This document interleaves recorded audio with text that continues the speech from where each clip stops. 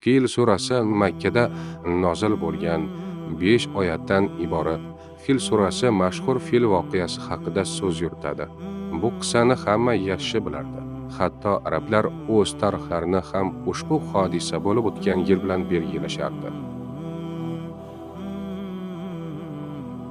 Rivoyat qilishlaricha, Habashiston Yamanni bosib olgandan so'ng Habashiston podshosi Yamanga Abraha Ashram ismli shaxsni hokim etib tayinladi.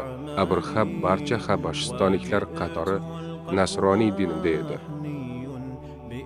U Yaman poytaxti San'o shahrida juda dabdabali Serhashan cherkov qurdirib, unga Qalis deb nom berdi.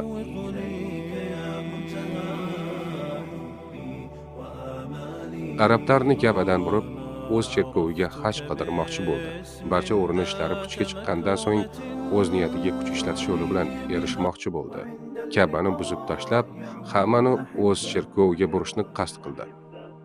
Shu maqsadda katta askar to'pladi. Urushga kerak bo'ladigan barcha narsalarni oldi. Arablarning qalbiga dahshat solish uchun ko'plab fillarni ham oldiga solib, Makkaga qarab yurdi.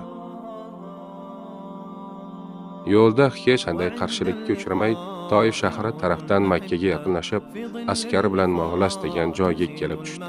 So'ngra Makkaga odam yuborib, u yerning ulug'ini olib kelishga buyurdi. U borib Quraysh qabilasi rahbari ulug'i Abdulmuttolibni yetaklab keldi.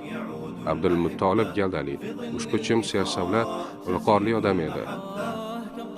Abriha uni ko'rib qoyil qoldi va tatidan tushib, unga peshvoz chiqdi. U bilan birga gilam ustida o'tirdi va tarjimonga dedi so'ragincha, menda nima hojati bor ekan? Abdulmuttolib savoliga javob berdi, askarlar mening 200 ta tiyanni haydab ketishibdi.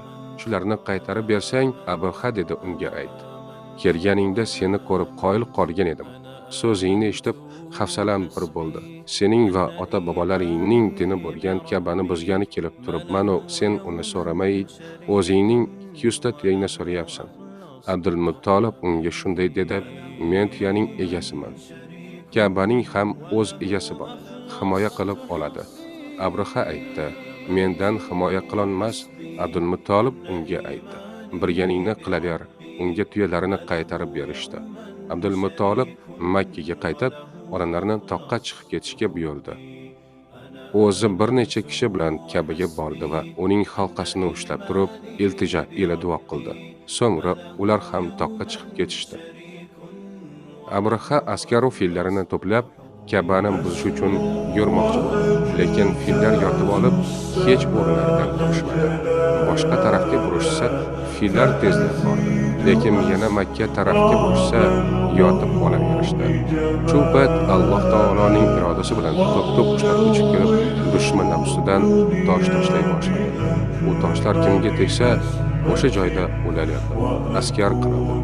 Abrahaning jasadi uzilib tusha boshladi. Uni ko'tarib San'ogacha olib borishdi va u o'sha yerda vafot etdi. Alloh taolo bu surada barchaga o'z qudratini va mo'jizasini eslatmoqda.